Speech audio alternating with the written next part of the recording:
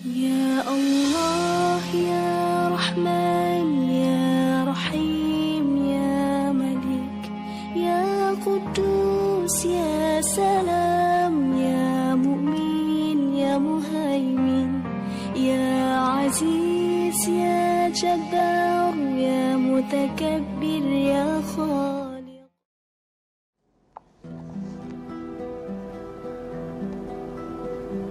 Assalamualaikum. Apa kabar ayah bunda, adik-adik dan sahabat perpus yang lagi di rumah aja? Salam hangat dari kakak Ida Alwi. Kami dari Literasi Digital Sidrap hadir kembali. Kali ini akan mempersembahkan kisah-kisah Islam yang akan dibawakan oleh kakak Ustaz Samsudin. Bismillahirrahmanirrahim. Assalamualaikum warahmatullahi wabarakatuh. Alhamdulillahirabbil alamin wal aqibatu lil muttaqin wala udwana illa 'alal zalimin. Asyhadu an la ilaha illallah wahdahu la syarikalah wa asyhadu anna Muhammadan abduhu wa rasuluh. Allahumma salli wa sallim wa barik ala hadzal nabiyil karim wa ala alihi wa ashabihi wa man tabi'ahum bi ihsanin ila yaumiddin, amma ba'd. Qala Allah subhanahu wa ta'ala fi kitabil karim wa huwa asdaqul qailin. A'udzu billahi minasyaitonir rajim. Bismillahirrahmanirrahim. Faqsusil qasasa la'allahum yatafakkarun. Shadaqallahul azim wa ballagar rasuluhun nabiyul karim wa nahnu ala dzalika minasyahidin wasyakirin walhamdulillahi rabbil alamin. Hadirin pemirsa di rumah, jamaah yang dirahmati Allah Subhanahu wa taala. Alhamdulillah kita bersyukur kepada Allah Subhanahu wa taala atas nikmat yang telah Allah berikan kepada kita sekalian.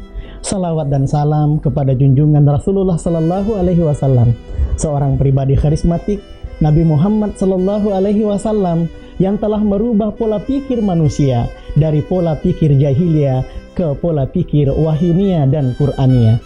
Terekam kembali jasa dan perjuangan beliau dalam menabur mutiara hidayah di atas reruntuhan puing-puing kejahiliaan demi terwujudnya rahmatan lil alamin. Hadirin pemirsa di rumah, pada kesempatan ini insya Allah saya akan menyampaikan tausiah di dalam Al-Quran, yaitu kisah Nabi Yusuf alaihi salam. Sebagaimana firman Allah yang saya sebutkan di awal dalam Al-Quran, Allah Subhanahu wa ta'ala berfirman, faqsusil qasasa la'allahum yatafakkarun. Ceritakanlah kisah-kisah kepada mereka, ya, la'allahum yatafakkarun, agar mereka berfikir di hadapan Allah Subhanahu wa ta'ala. Maka kisah pada kesempatan ini yang akan kita angkat adalah bagaimana kisah Nabi Yusuf alaihi salam di dalam Al-Quran. Satu ketika Nabi Yusuf alaihi salam menyampaikan kabar tentang mimpinya di dalam Al-Quran, kemudian mengabarkan mimpi tersebut kepada ayahnya yang tercinta, yaitu Nabi Yakub. Sebagaimana firman Allah dalam Al-Quran, idh qala Yusufu li abihi ya abati inni ra'aitu ahada asyara kaukaba wasyamsa wal qamara ra'aituhum li sajidin. Ya, ingatlah ketika Yusuf menyampaikan mimpinya kepada ayahnya bahwa Nabi Yusuf melihat 11 bintang, bulan dan matahari, ra'aituhum li sajidin, mereka semua sujud dan tertunduk di hadapanku, kata Nabi Yusuf kepada ayahnya Nabi Yakub. Kemudian ayahnya menyampaikan, wahai anakku, janganlah engkau sampaikan kepada siapapun tentang mimpimu ini, karena ayahnya Nabi Yakub menafsirkan mimpinya bahwa satu saat, wahai anakku, engkau akan menjadi seorang yang besar.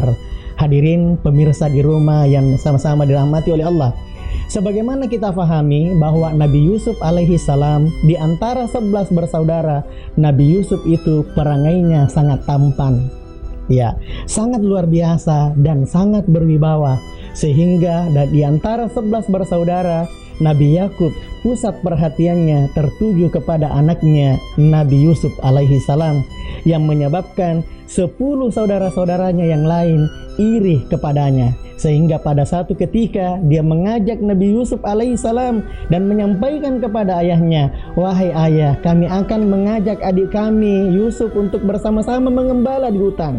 Kemudian ternyata ada itikat yang tidak baik dari saudaranya.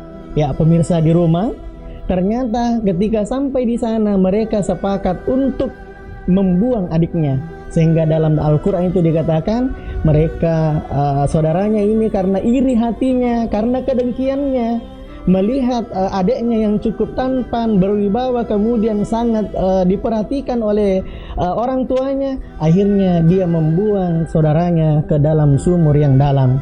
Hadirin pemirsa yang dirahmati oleh Allah, dari kisah yang singkat ini kita bisa mengambil sebuah pelajaran bahwa dalam kehidupan ini janganlah sekali-kali di dalam hati kita ada sifat iri, dengki, karena dari iri dan dengki itu yang menyebabkan seseorang berbuat yang tidak baik terhadap sesamanya. Ya, walaupun pada akhirnya ya Nabi Yusuf alaihissalam ini menjadi betul-betul orang yang besar dan sukses di kemudian hari. Kemudian di akhir kisahnya Nabi Yusuf tetap memaafkan saudara-saudaranya atas perlakuannya yang pernah dilakukan dalam kehidupannya selama ini. Oleh karena itu, pada kesempatan ini saya ingin mengajak kepada kita semua saudaraku, janganlah simpan di dalam hati kita dendam, karena dendam tidak pernah menyelesaikan masalah.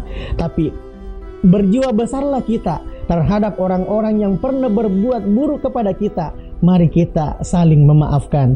Mudah-mudahan Allah Subhanahu wa Ta'ala merahmati kita, meridhoi kita, sehingga insya Allah kita hamba-hamba yang istiqomah mensucikan dan membersihkan hati kita dari sifat-sifat iri dan dengki. Wallahul muwaffiq ila aqwamit thoriq. Wassalamualaikum warahmatullahi wabarakatuh.